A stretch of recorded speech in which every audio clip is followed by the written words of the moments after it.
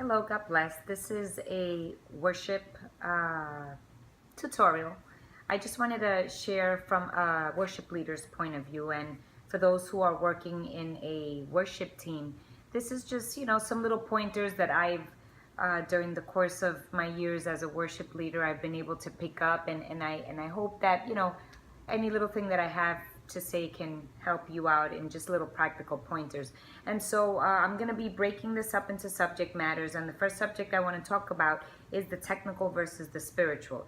The reason for it is because we have to work harmoniously in a balance. It's very important to have that balance in order for us to be able to bring an efficient worship service to God. In the technical, you have to bring forward your best with regards to rehearsals, set lists, making sure you're in the right key, making sure you're in your right range, making sure that you're lining up the theme of the songs that you're going to bring, the tempos, making sure the chord progressions work together. So all of this is part of the technical aspect, working with your music director, having him work with the musicians, working with the backup singers, working with the sound room, and just getting everything to work harmoniously. That's our part, coming together, praying together before we rehearse, praying and rehearsing before we come into whatever meeting we're invited to, whether it be at a church service, an event, or whatever it might be. So it's very important to get that aspect of it done. And once that's done, once you know you've done your due diligence in preparing with all the technical aspects of it, now you can focus on the spiritual. Now you can focus on coming before the presence of God.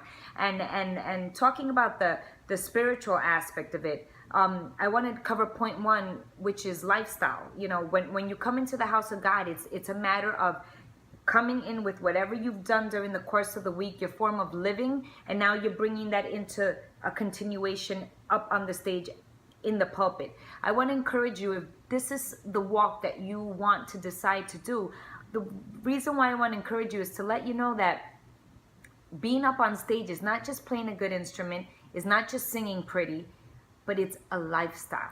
It's a priesthood. It's knowing that your testimony is going to be in and outside of the church. The way you behave, the way you carry yourself, the places you go, the things you do, the things you choose to surround yourself by. It's a lifestyle. It's not just playing an instrument or singing nice. So if this is a decision that you're going to make, then I encourage you with all my heart to choose it wisely and to just be ready for it. I'm not saying you got to be perfect. No one is. I'm not perfect. I've fallen short many times.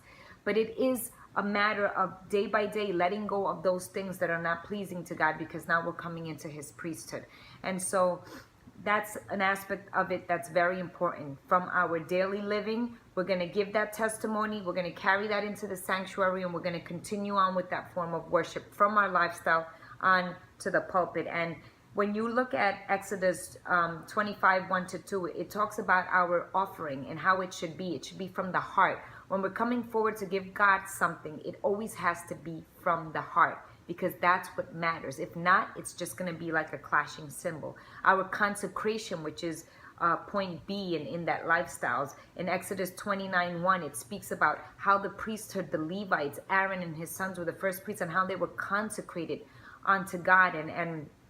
And so this is part of that lifestyle. It's part of that separation. It's part of letting go of those old things, old habits, and picking up the new stuff in Christ. It doesn't mean you're going to abandon everyone and everything because you're too good to be with anybody. No, that's not what I'm saying. But what I am saying is that day by day, this is something that we have to take serious and go changing, because our life has to be a continual worship unto God. The way that incense burned in the holy place in the tabernacle, it was a continual offering offered to God. That's our continual offering from our lifestyle, our way of living, now carrying that into the sanctuary during our worship service. And our commitment, respecting our leaders, respecting those who God has put as those who are going to be leading us, and being able to completely submit to their rules and whatever it is that church is governed by, and being able to be there on time, not 15 minutes late, but